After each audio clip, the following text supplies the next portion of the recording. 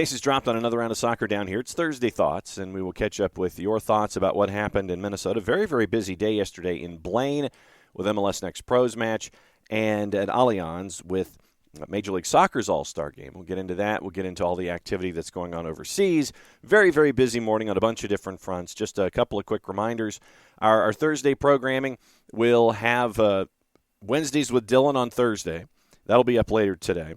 We will have Nico Moreno and his cup of coffee coming up in a little bit as well. So very, very stacked morning when it comes to all of the SDH All-Stars and what they have thought about the week that was and the weekend that will be. So we'll catch up with them as well as your morning update here where we'll let you reminisce about last night, anything on your mind for Thursday Thoughts, and get you ready for the day that is coming up in just a little bit. So here's your rundown of activities outside of the network today. 6:30 or so. We'll be at Lion Creek on the Southern Crescent.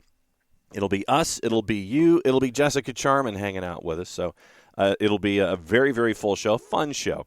And Jess has been very busy with her time at Charlotte FC. She's been calling matches in with Peachtree City MOBA, and so she's been very, very busy down in the Southern Crescent calling stuff on the college ranks as well. So we'll catch up with Jess and find out what it's been like for her first season at Charlotte FC and all the other action that she's been able to see and call going forward. So that should start about 6:30, so keep an eye out on your social media. If you can't make it, we will do our best to put it out there on Twitch, and you can catch it that way and interact with us that way if you can't make it down to Lion Creek at the barn. So go to our social media, Soccer Down Here on Facebook, and you can catch up with addresses and all that kind of stuff. It'll be us, it'll be you, it'll be Jess, and it'll be fun tonight down at Lion Creek about 6:30 or so. So before we get into all of the news that is, the news that was, and the news that will be, time for the opening kickoff, brought to us by our friends at Kickoff Coffee, kickoffcoffeeco.com. And you can also follow them at Kickoff Coffee CO on Facebook, on Twitter, and on the gram, as the kids say it, Kickoff Coffee CO. And thanks to everyone who's been investing in Kickoff Coffee so far. So wanted to thank you for doing all of that, because remember, if you use the code SoccerDownHere15, you get 15% off of your purchase when it comes to Kickoff Coffee. But then Kickoff Coffee, in turn, takes 10% of the proceeds, reinvests it in the youth game. And so that's very, very cool that they're doing. Thanks to everyone who's been a part of it so far with Kickoff Coffee. Thanks for the investment that you're making in them, and in turn the investment that they get to make in the youth game. So Soccer Down Here 15 gets you 15% off, and then 10% goes into the youth game. Very, very cool stuff that they're doing at Kickoff Coffee. One of the things that I've kind of neglected over the last couple of days to mention is that we also have some champions that happened last weekend. NPSL with the FC Motown and the UPSL with Orange County FC. So it was great to catch up with those teams as they were chasing championships, and just a tip of the hat to the champs in those other divisions as all of the work that has gone in. And when we got to catch up with them and find out what it's been like to chase after a championship, and all the teams that made the deep runs in both of those leagues as they were coming to a close, you kind of got to see what the effort is for them and those clubs to make sure that they can have as pure a championship chase as possible. But congrats to FC Motown, congrats to Orange County FC and Paul Caligiuri for getting their championships. And so it'll be great to see how those continue to grow and evolve from there. And just wanted to once again tip our hat to other divisions that we get to kind of we kind of get to investigate a little bit here at SDH, but at the same time, now that their seasons are over, once again, great runs by all the teams, and thanks to both of those leagues for letting us share in the storytelling when it comes to those particular leagues and their stories. So NPSL champ FC Motown, UPSL champ Orange County FC. So congrats to them as they have their seasons completed here in Soccer Down Here. So let's get you into all of the action from today. Toward today, and then we'll get you into the action from last night to start things off. Obviously, we've got to go backward to go forward, and what we'll do is we will focus on MLS All-Star Game last night. Here's your goals in the match, courtesy of our friends at ESPN and Major League Soccer. Reynosa, Driussi, Diego Palacios of LAFC, teased in, that's the end. is Carlos Vela. 2 minutes in, the Mexican scores against the Mexicans. Starting Friday week, LA Galaxy against the Sounders. 10 p.m. Eastern, Friday of next week on ESPN. Here's Ferreira. There's Carlos Heel. He goes down, the referee thinks and gives a penalty kick. Away from him just a little bit here, bounces up, but the defender comes through and makes contact. I mean, for VAR to get involved, that's not clear and obvious a penalty for me, and I just look at that and I think Angulo. Diaz has been held back by hamstring trouble, eager for a run of games and for more goals. And there's one of them.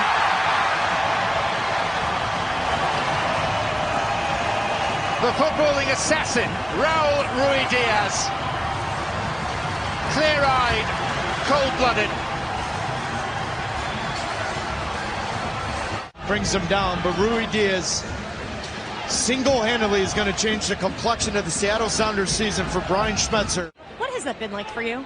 Yeah, I mean, the fans, I get to see them every week, and they're great. I mean, no surprise that another sold-out crowd tonight, because they show up, and they show every time that they get the opportunity to. So just being able to give back. And Alvarez! Cleanly struck, and this game is back in the balance. Kevin Alvarez with a belter.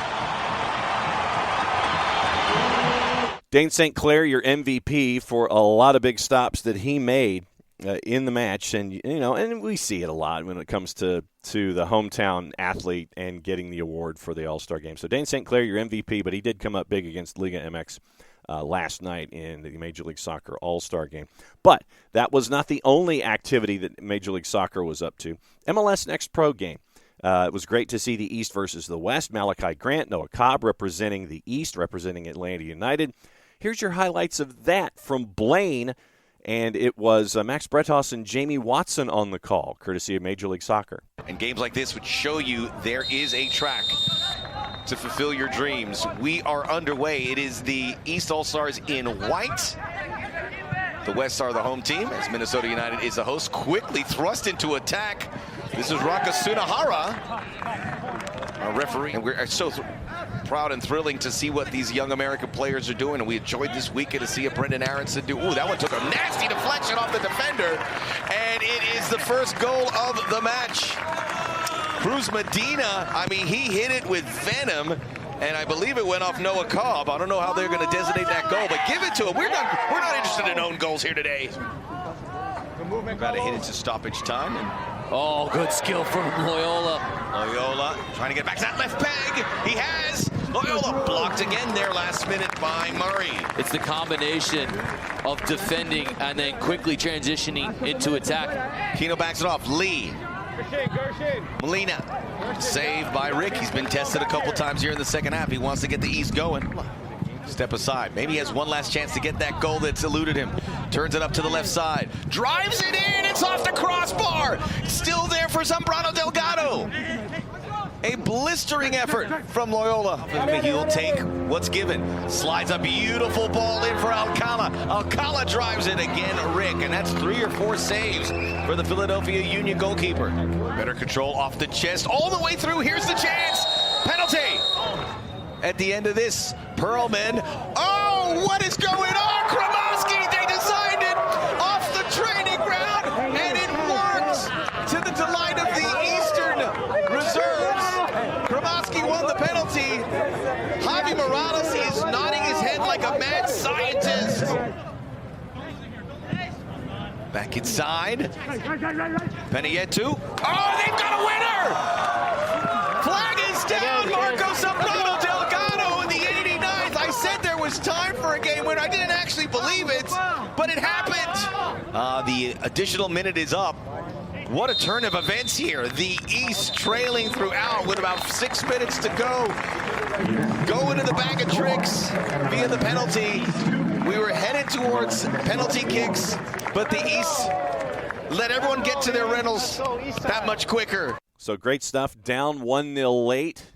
the East comes back for the win. And talk about something off the training ground, going ahead and getting that and having the confidence to do that late in the match to get your equalizer.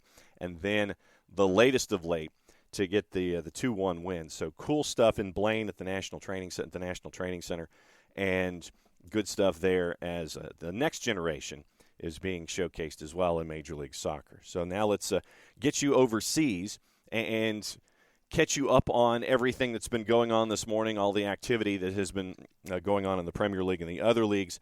Wesley Fofana, the update on him is that there really is no update. Leicester has turned down 2 bids in a row to try to have Wesley Fofana go to yet another address. Brendan Rodgers addressed that this morning at his Leicester press conference. Here's a portion of that, courtesy of our friends at Sky Sports News. The message to all the squad is that, because it's not just the players that the speculation around it, it can affect the whole group if you don't manage it. So the message is very much just keep your eyes on the ball, keep your focus on your football. It's notoriously a time of the year when we know there's lots of speculation and gossip around, but it's something that I haven't seen so much in the group. The squad have very much trained at a really, really good level. The intensity been really good, and everyone focused on doing their best in the games for Leicester City. So it hasn't been too difficult for Wesley himself. He's a young guy. He's a very talented player. I communicate openly with him, and he knows our thoughts on him and the clubs. What's your gut feeling as of today? Do you think he will still be with you beyond the deadline? I don't think about it.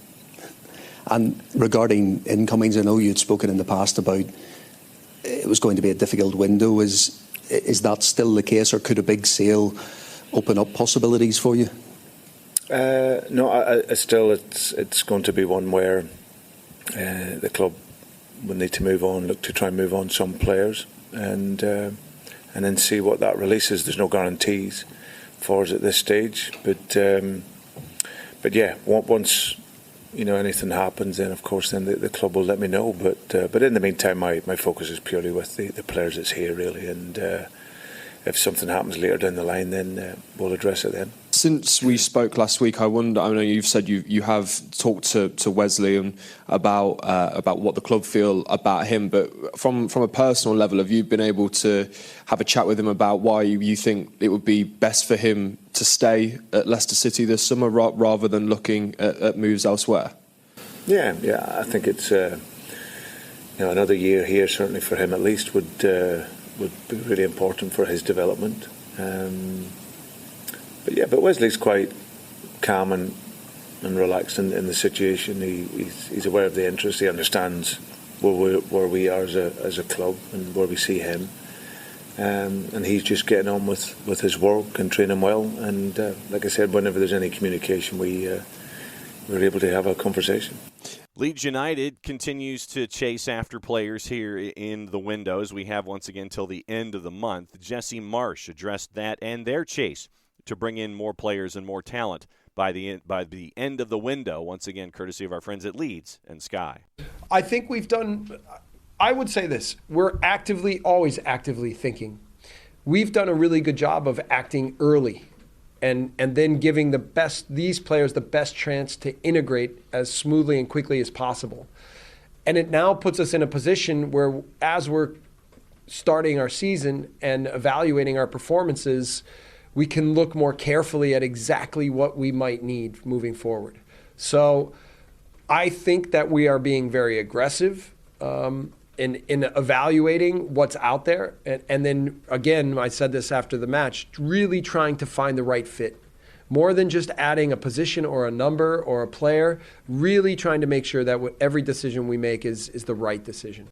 I think one of the big transfer moves that happened in the offseason was Raheem Sterling. And Raheem Sterling was in front of the microphones at Chelsea earlier today, and he was asked about why the move, and it makes perfect sense. Here's his response to the question. Raheem Sterling at Chelsea, once again, courtesy of our friends at Sky. Move came about, of course, like anything, as a person, you always strive to, achieve stuff. I just felt, my time at City was getting limited on playing time for different reasons, and, it was not one that I could afford to waste more time.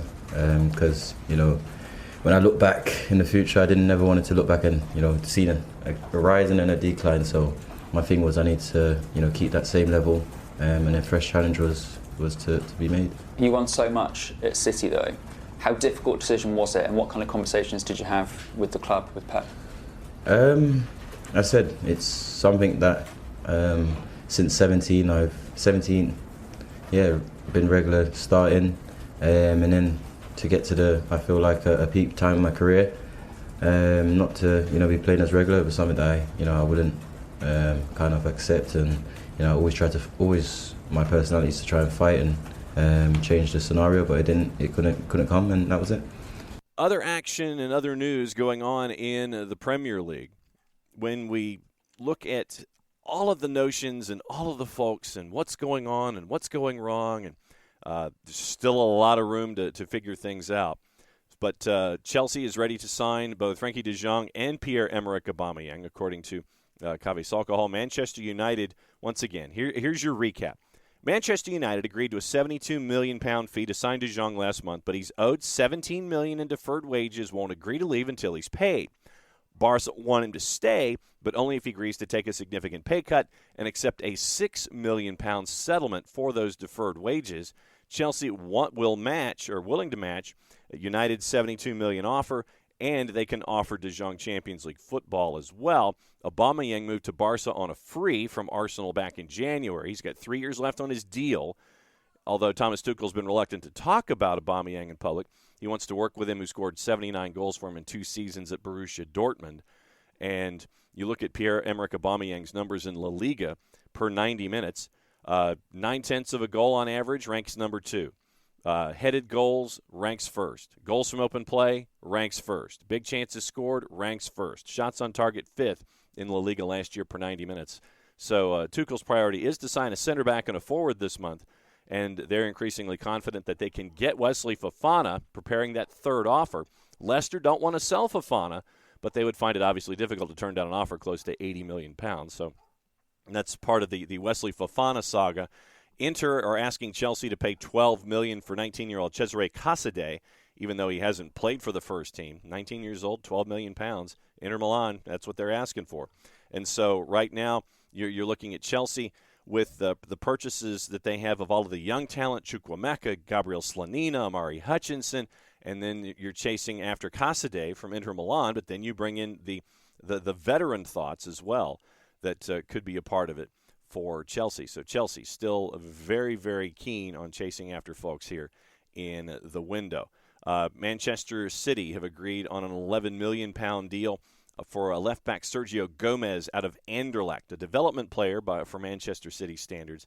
The intention is to loan him out to one of City's other group clubs, and he could join the first-team squad this season, but they may remain focused on alternative first-team targets. So Sergio Gomez now looking to be added to Manchester City. Manchester United are preparing a move for PSV's Cody Gakpo, £35 million rated winger from PSV Eindhoven. Keen on signing him. 21 goals, 47 games last season to boost the attack since they missed out on Benjamin Sesko and withdrew their interest in Marko Arnautovic. Of course, if depending on who you talk to where Arnautovic is concerned, they either withdrew their interest or Bologna basically said, nope, not happening. So Manchester United preparing a move for Cody Gakpo from PSV Eindhoven.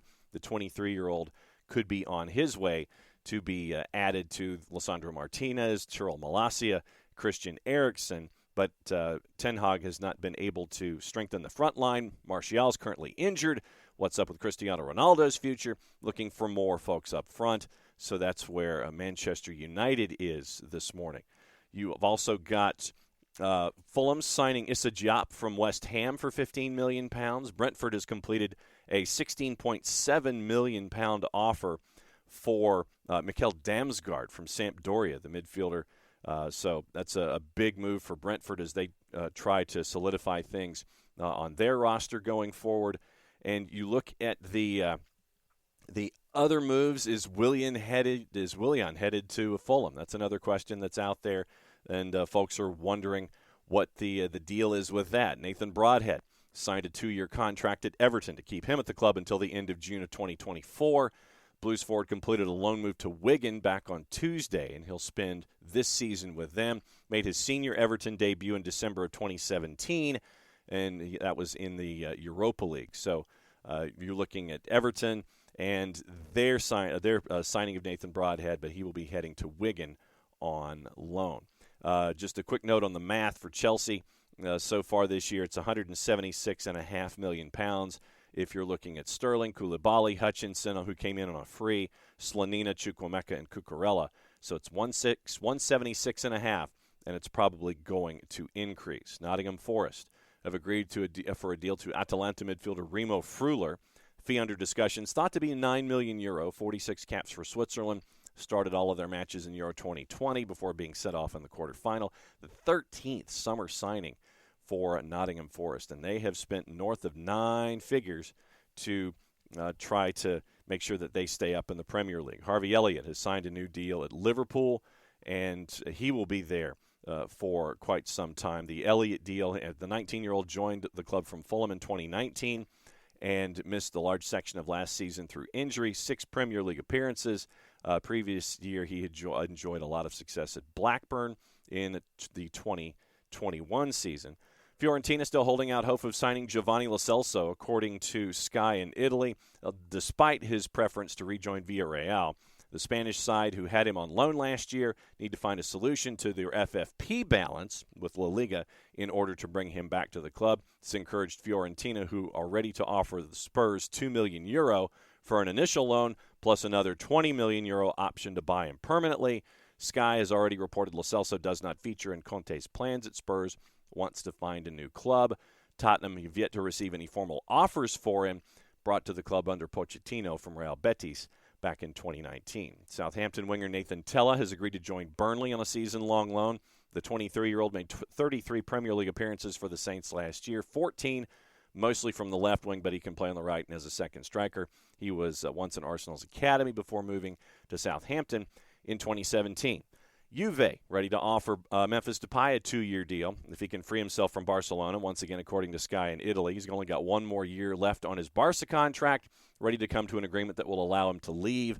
Chelsea's interest in Pierre-Emerick Aubameyang is complicating matters. Once again, according to Sky Italia, Barca is reluctant to lose both Depay and Aubameyang. If Aubameyang goes, it would make Barca more reluctant to part with Depay, and so Juve, who want someone who can partner with Dusan Vlahovic as well as play instead of him, have other options under consideration.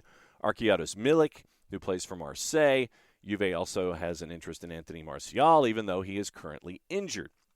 So we'll keep an eye on that one as well. And let's run through the papers before we head into the TV viewing and everything that you can keep an eye on. Once again, the Times reinforcing Chelsea close to reaching an agreement with Barca over Frenkie de Jong, and now they're waiting his decision. Manchester United supporters who oppose the Glazer family threatening to boycott the club's next home match against Liverpool. That'll make interesting pictures.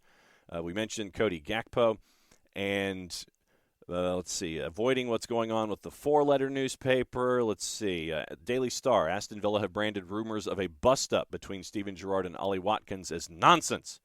And we'll avoid the 3-letter paper as well with any other news that they have.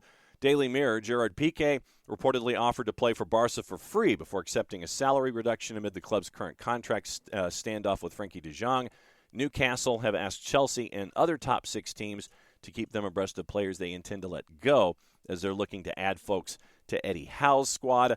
Arsenal set to have a £33 million offer for midfielder Yeremy Pino accepted by Villarreal, according to reports in Spain, with the Spanish club desperate for funds after missing out on Champions League football.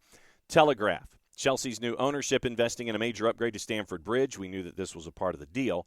And that includes the renovation of the West Stand and new murals around the stadium. Arsenal keen to clear out their unwanted players this summer, and the outgoings are now gathering pace, according to the Telegraph. Pablo Mari, Alex Runerson, both set to leave the club in short order. And The Guardian, former Football League defender Ryan Cresswell, has warned of the dangers of players becoming addicted to sleeping pills after the problem nearly claimed his life. So keep an eye on that and read that over at The Guardian as well.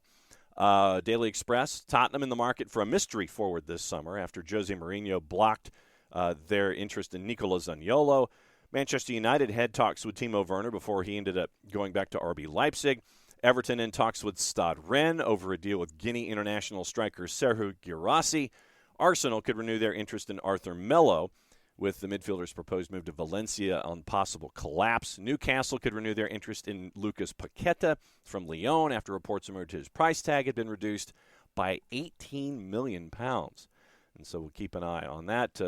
According to Scottish papers, Burnley interested in signing a forward from Rangers. We'll have to consult Jared on that one for Fashion Sakala, according to a report. And Celtic are set to lose out on Barcelona winger Alex Collado, according to reports as well. Since we're at the halfway point, gets us time to read a promo. It's from our friends at Eliminize Service for odor-free, clean, fresh air. One place you need to go, and it is Eliminize Service. Deodorizing enclosed spaces like houses, apartments, and condos, Eliminize has created a customized solution that eliminizes all organic odors, including those like pets, cigarettes, and food. Realtors and property managers use Eliminize Service to eliminate bad odors to help them sell or rent their homes that much faster. It's a turnkey process. We like that. Makes it easy to work with realtors and property managers. Eliminize Service, kind to the environment, offering a green way to get rid of odors without any kind of toxic residue whatsoever. Different than Febreze or our favorite masking agents, because when you reach under the sink or wherever you have your masking agent, you spray it in the air. You're just masking the odor and masking the problem, not attacking it down to the molecule like our friends at Eliminize do with their proven scientific formula. Pricing very, very easy, one of two ways, either cubic feet or parts per million, to come up with a price that is affordable for you, offering results in 24 hours or less. For more info, if you have any questions, frequently asked or otherwise, one place you need to go. It's their website, Eliminize.com, but do us a favor, and after the .com, go /Atlanta so they know what part of the world that you are addressing them from to help fix your problems. So it's ELIMINIZE.com /Atlanta, Eliminize.com/Atlanta. For odor-free, clean, fresh air, Eliminize Service, proud sponsors of everything SDH. Now, getting into your viewing for today, it is Europa Conference League, it is Europa League, and there's a lot of it. So if we subtract, Europa Conference League has 29 matches today. A lot of them starting early, especially in Eastern Soviet republics. Kazakhstan has a couple of matches that were starting at 11 o'clock Eastern time, just to give you some of the greatest hits and some of the folks that we know when it comes to Europa Conference League. Cluj is at 1 o'clock. They are going up against the Belarusian side. They are favored. Hapoel Beersheva and Lugano is at 1. Konyaspor from Turkey is at 1. You have FC Twente at 1 o'clock. Royal Antwerp is at 1:30 Eastern. Panathinaikos is at 1:30 playing Slavia Prague. Zorya Luhansk on the road in Romania at 1:30. Başakşehir and Breidablik out of Iceland is at 1:45. Anderlecht is at 2. Maccabi Tel Aviv is on the road at 2 o'clock. The Malta version of Hibs is at 2 o'clock. They're hosting RFS out of Latvia. You have Sligo Rovers and Viking. That one is at 2 o'clock at Sligo. Lech Poznan from Poland hosting Vikingo Reykjavik at 2:30. Rapid Vienna is a home match at 2:30 against an Azerbaijani side, Neftchi Baku. St. Patrick's out of Ireland is hosting Ceska Sofia at 2:45. AZ Alkmaar hosting Dundee United at 3.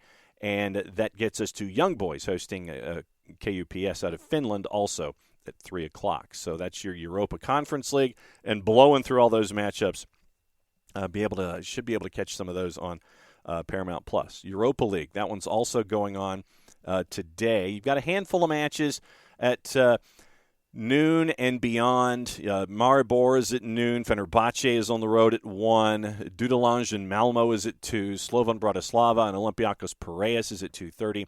Partizan out of Serbia and AEK Larnaca out of Cyprus are at 3 o'clock. So that's Europa League as well. So Europa Conference League, Europa League, very, very busy day with them. You've got action all throughout Europe and in the Middle East and Northern Africa. You've got the Brasileiro going on early in the afternoon. You have, once again, Uruguay kicks in the Primera División at 2:30. And EFL Cup with West Brom and Sheffield United is at 3, so you can keep an eye on that. Maybe you can catch that one on TalkSport 2. We were able to do some of that yesterday. Liga MX Femenil is at 4:45 with Club America and Necaxa. Costa Rican Primera División is at 5 o'clock to start things off. Venezuela is going on in the afternoon and evening. Argentina, in the Liga Profesional, Godoy Cruz and Aldosivi is at 6. Bolivia, Costa Rica. Liga de Expansión is also at 6. Once again, Uruguay Primera is at 6 o'clock. Copa Sudamericana is going on tonight at 6 o'clock. One playoff, Internacional out of Brazil against FBC Melgar out of Peru. That one is at 6:15. Also on the board, it is Venezuela. Liga MX Femenil has another match at 8 with Monterrey and Club León. You have Argentina in the LPF, Atletico Tucumán and Central Córdoba, Colón Santa Fe and Arsenal Sarandi. Both of those are at 8:30. Copa Libertadores, Estudiantes and Atletico Paranaense is at 8:30. Primera División in Costa Rica has 2 matches at 9. Liga de Expansión at 10. Liga MX at 10. Querétaro and Atletico San Luis. And the World Cup Women U20s, Canada and South Korea is at 10 o'clock as well. And if you missed it, I want to wrap up with this today. A golazo from the home side, Costa Rica, happened last night in their matchup against Australia. Here's your highlight of this absolute rocket from distance, and it was courtesy of our friends at FS2. It's a nice innovation. Very proud nation. I think she's going to go for goal. Oh my goodness! Oh my goodness! What a start for Costa Rica. What a night, what a goal. Absolutely sensational from the captain, Alexandra Pinel. She is the hero of the night in San Jose. The fireworks lit up the opening. This goal from fully 35 yards has ignited the occasion. Australia is stunned, cannot believe it. What a goal.